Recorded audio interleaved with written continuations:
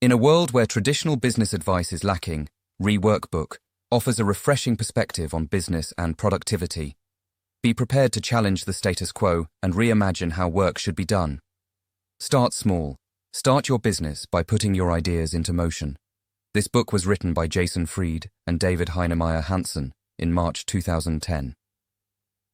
You will discover in this book how to succeed in business by better, fastest, and easiest ways. How to make changes to business to improve it. How to control business damage during a falling period. Let's start the summary.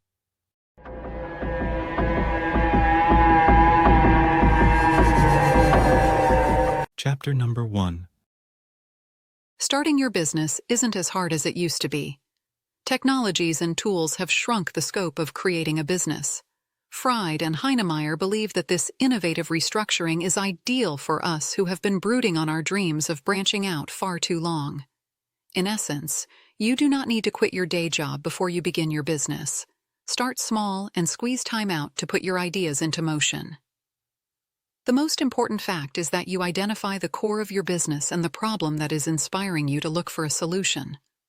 You don't need to make a lot of sacrifices to start your own business. You can keep your day job and most of the savings with the right mindset. Did you know?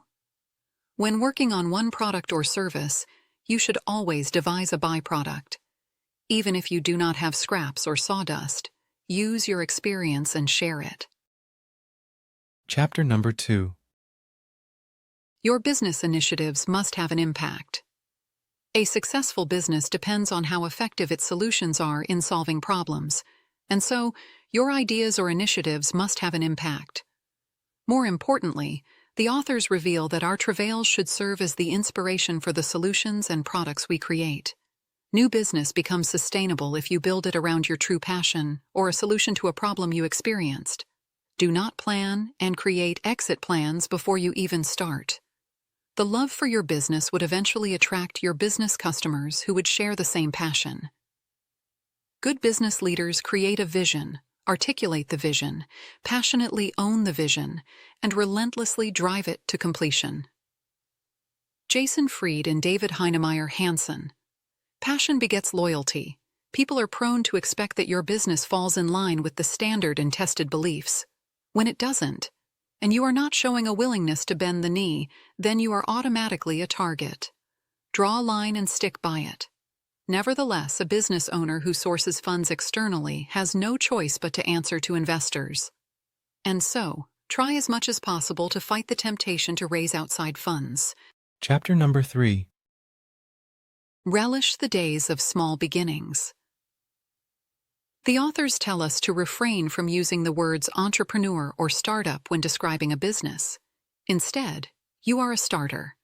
Acknowledging this helps us stay grounded and focus on the little things.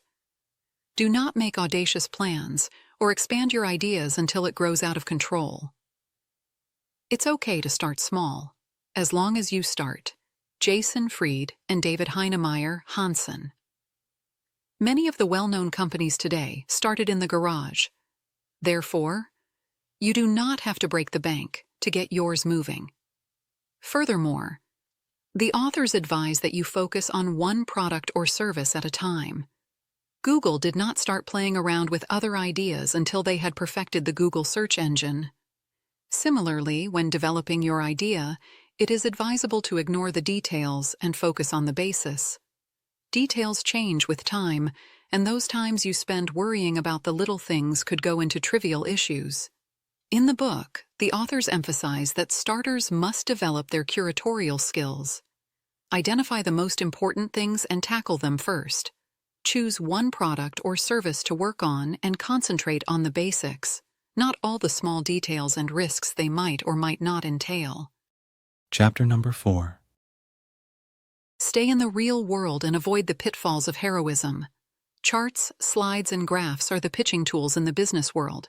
No matter the time it takes to get this done, they have to impress the audience at first glance. As such, you should get real with your pitches. Remove abstractions and replace them with practical things. Instead, show them a working product. Create vivid images of what you are talking about, and drive home your point with real-life examples. When you are in doubt, do a refresher course on why you started on this journey in the first place. What was your motivation? Who are you trying to help? Are you going about it all wrong? Are you farther to your goal than when you began? These are questions that will separate your illusions from achievable goals. In meetings, philosophy might work, but on the field, practicality works. Jason Fried and David Heinemeier Hansson. Do not wait till you have everything figured out.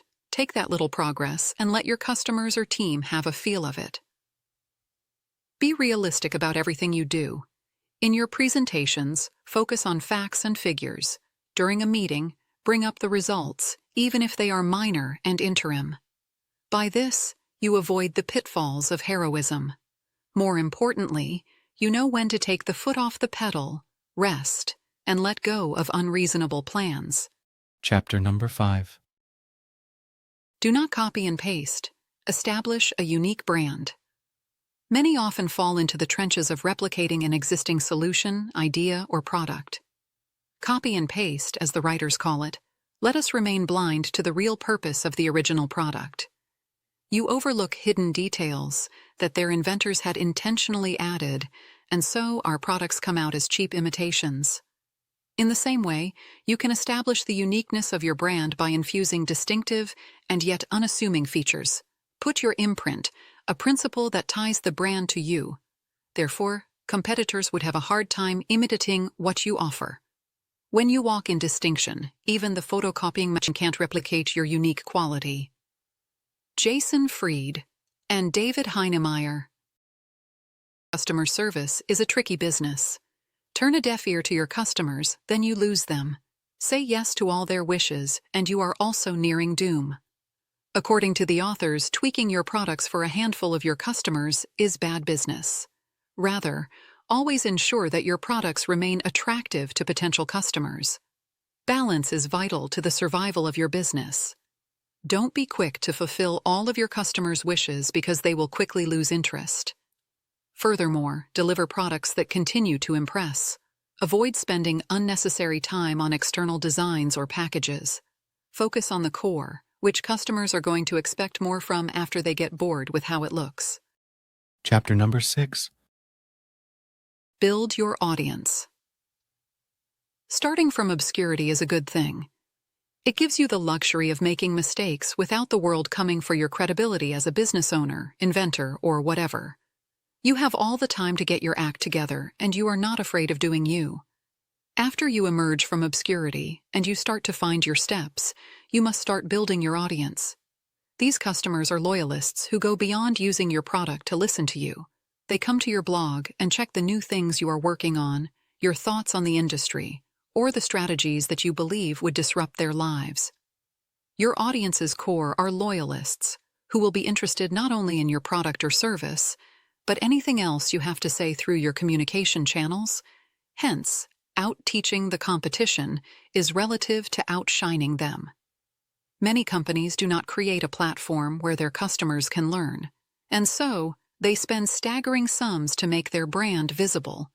In contrast, if you create a face for your company by your customers see through your business process, practicing this promotes trust.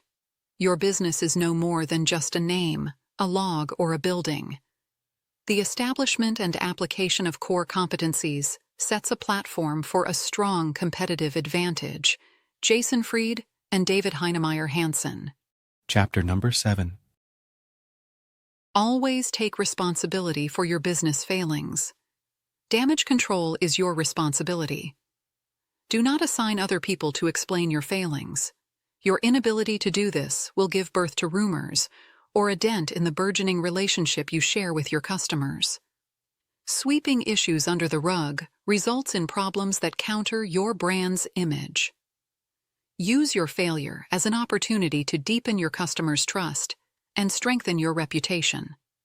Turn queries into "thank you" by replying to them on time. The average customer would switch their harsh criticism to polite recommendations. A satisfied customer is the best business strategy of all. Jason Fried and David Heinemeier Hansson. Also, respond to unsatisfactory feedback with sincere apologies. Make it as personal as you can. Does your customer relations team take these issues seriously? To ensure that they do, you must create a business culture that encourages them to take their work seriously. However, avoid babying or bossing them with policies that stifle their ability to think independently. Now that you have listened to all the ins and outs, let's wind it all together for the conclusion. The modern business scope encourages us to start small, yet become successful. As a starter, you will limit yourself or your business when you expect your ideas will thrive. Instead of calculating everything at once, focus on your priorities, the basics that you need to implement firsthand. Your business can be about many things: adding value to the life of others, making a profit for yourself, giving vent to your creativity. Nevertheless, the most successful and sustainable businesses are created around the passion of the owner or a solution they found to the problem they experienced. Try this. 1. Work presentations can be devastating. If you prepare something you'd be interested in hearing, others will get engaged too. 2. Think carefully of the key points you want to convey. Why are they essential for you too? How did you arrive at them? Why do they matter to others? 3. Make your slides as breezy as possible. Put only critical words, ideas, or figures. Otherwise, it will divide their attention and tire their brains. 4. Be open and genuinely interested in what you are saying.